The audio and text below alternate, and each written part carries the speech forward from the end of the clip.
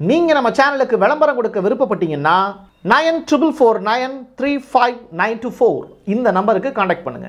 கிரேக்க நாட்டில் ஏதென்ஸ் அப்படிங்கிற சுற்றுலா தலத்துக்கு பக்கத்தில் இருக்கக்கூடிய சாண்டோரினி அப்படிங்கிற தீவு, அந்த தீவில் ஏற்பட்டு இருக்கக்கூடிய நிலநடுக்கம் ஒரு முறையா இருமுறையா அப்படின்னு கேட்டால் கடந்த 4 நாட்களில் மட்டும் 750 முறை நிலநடுக்கங்கள் அங்கே ஏற்பட்டிருக்கு. இதனால் ஏற்பட்டிருக்கக்கூடிய பாதிப்புகள் என்ன, அங்கே எவ்வளவு மக்கள் வாழ்ந்தாங்க, அவங்களுடைய தற்போதைய நிலை என்ன, இதைத்தான் இந்த வீடியோவில் பேச போகிறோம். வாங்க பார்க்கலாம் உறவுகளே. இது பிரசாத் சிக்னேச்சர். ஆண்களின் முழு சக்தி, இல்லற வாழ்வின் புத்துணர்ச்சி, 85 வருட அனுபவம் கொண்டு பாரம்பரிய முறைப்படி தயாரிக்கப்பட்ட இந்த மூலிகை பொடி உங்கள் வாழ்வில் மாற்றத்தை ஏற்படுத்தலாம். நரம்பு பலவீனம், நாட்பட்ட சுகர் போன்ற பிரச்சனைகளால் ஆண்களுக்கு ஏற்படும் பலவீனங்களுக்கு பிரத்யேகமாக தயாரிக்கப்பட்டது.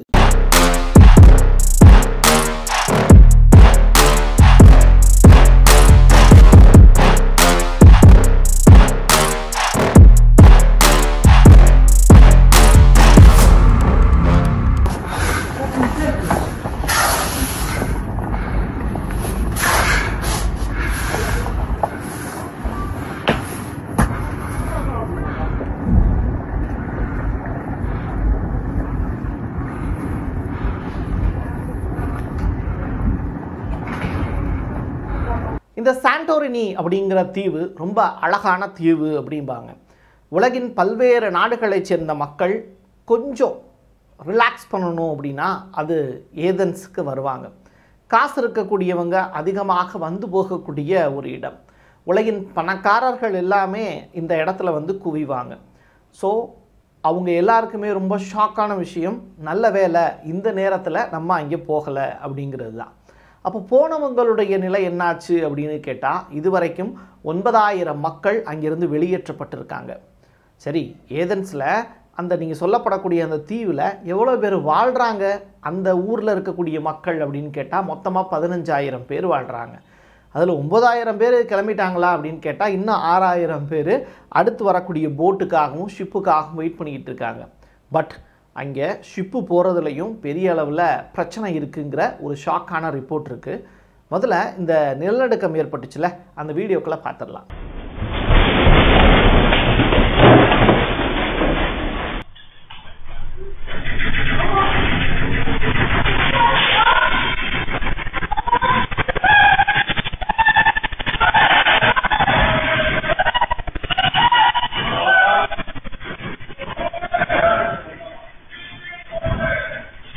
ஆர்க்டிக் கடல் ரொம்ப ரொம்ப முக்கியத்துவம் வாய்ந்த ஒரு கடல். யாருக்கு?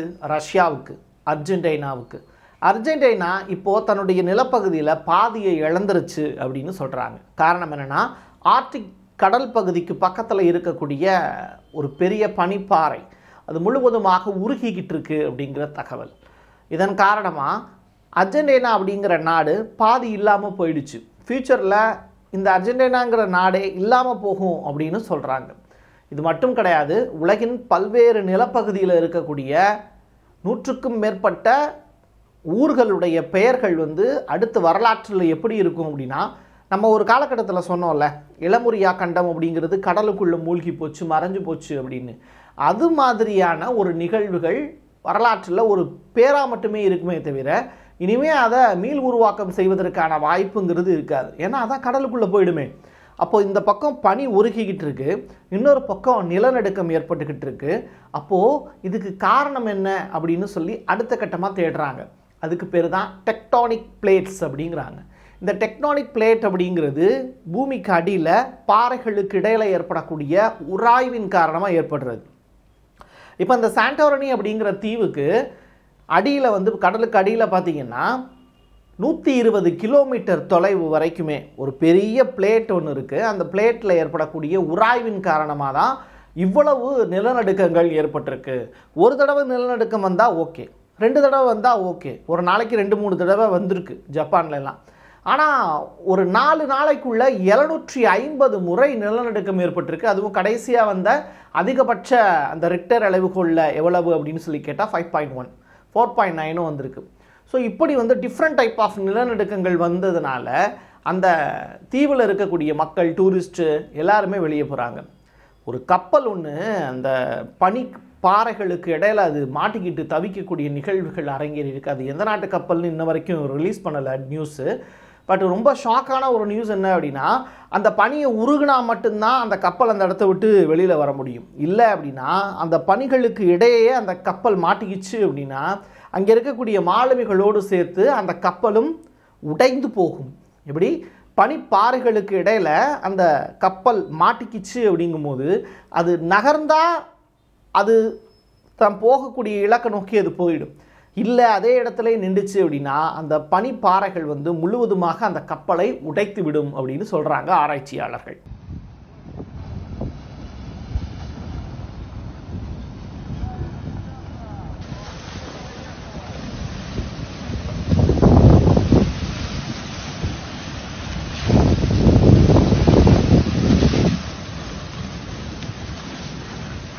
கிரேக்க பிரதமர் மிட்ரோடாக்கிஸ் அவர் சொல்லியிருக்கக்கூடிய விஷயம், எங்கள் நாட்டில் எங்களுடைய தீவுகளில் இப்படி ஒரு நிலநடுக்கம் அப்படிங்கிறது 3000 ஆண்டுகளுக்கு முன்னாடி தான் இப்படி ஏற்பட்டதா எங்களுடைய வரலாறு சொல்லுது. 1600 தொடக்க காலகட்டத்திலலாம் இப்படி வந்ததான். அதற்கு பிறகு இப்படி ஒரு நிலநடுக்கத்தை நாங்கள் பார்த்ததே இல்லை. இவ்வளவு தூரம் கண்டினியூஸாக என்னுடைய தலைமுறையில் நான் பார்த்ததில்லை.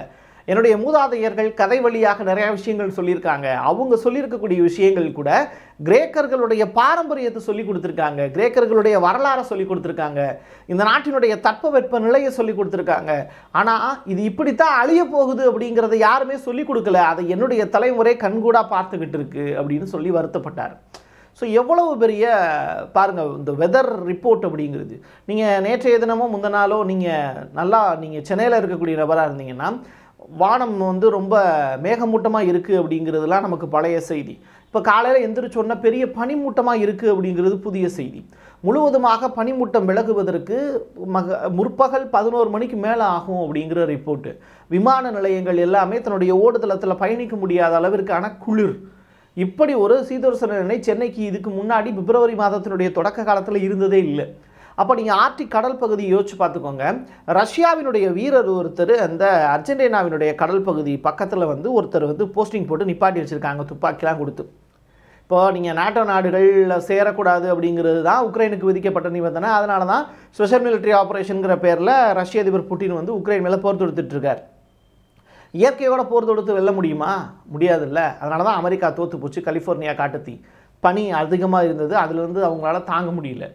இப்படிப்பட்ட நிலைமாறு தான் ரஷ்யாவினுடைய அந்த ஆர்டிக் கடல் பகுதி ஃபுல்லாகவே ஆட்களை போட்டு கண்காணிக்கிறவங்க எல்லாமே இறந்து போயிட்டுருக்காங்க அப்படிங்கிற ரிப்போர்ட்டு. ஸோ ஆர்டிக் கடல் முழுவதுமாக ஒரு வேறு மாதிரியான ஒரு சூழ்நிலைக்கு தள்ளப்பட்டிருக்கு. ஒரு புறம் பனி, இன்னொரு புறம் அதிகமான அளவில் பனிப்பாறைகள் உருகுது அப்படிங்கிற ரிப்போர்ட்டு. இதன் காரணமாக இந்த சாண்டோரினி அப்படிங்கிற தீவில் பள்ளிக்கூடங்கள் மூடப்பட்டிருக்கு, கல்லூரிகள் மூடப்பட்டிருக்கு. அது மட்டுமல்ல, மக்களே வந்து அந்த இடத்த விட்டு எங்களுக்கான குடியுரிமையே வேண்டாம் அப்படின்னு ஒரு தீவை விட்டு வெளியே போகக்கூடிய காட்சி.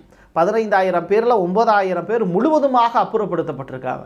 மீதி இருக்கக்கூடிய 6,000 பேரும் 40 வயதை தாண்டியவர்கள் அப்படிங்கிறாங்க. அவங்க அந்த இடத்துலையே வாழ்ந்து பழகிட்டாங்க அப்படிங்கிறதுனால அந்த இடத்த விட்டு போக முடியல. குறிப்பாக சின்ன சின்ன மீனவர்கள், நம்ம ஊரில் இருக்கிற மாதிரி மீனவர்கள் மாதிரி அவங்களுடைய ட்ரெஸ்ஸிங் சென்ஸ் இருக்காது. ரொம்ப பெரிய அளவில் கோட்லாம் போட்டு 3-4 கோட் போட்டு தான் வந்து உட்காந்துருப்பாங்க.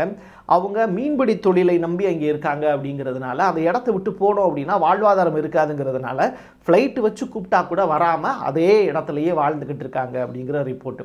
இது எல்லாமே வந்து ஃபஸ்ட் போஸ்ட்டில் அல் ஜசீரா மாதிரியான செய்தி சேனல்கள்லேருந்து கிடைத்த ரிப்போர்ட்டை தான் நான் உங்களுக்கு கொடுத்துருக்கேன். தொடர்ச்சியாக ட்விட்டரில் கிடச்சிருக்கக்கூடிய வீடியோக்களையும் நீங்கள் பார்த்துருப்பீங்க. இது மாதிரியான இன்ட்ரெஸ்டிங்கான வேர்ல்டு நியூஸை தெரிஞ்சுக்கணும்னா பிரசாத் சிக்னேச்சரை சப்ஸ்கிரைப் பண்ணிக்கோங்க.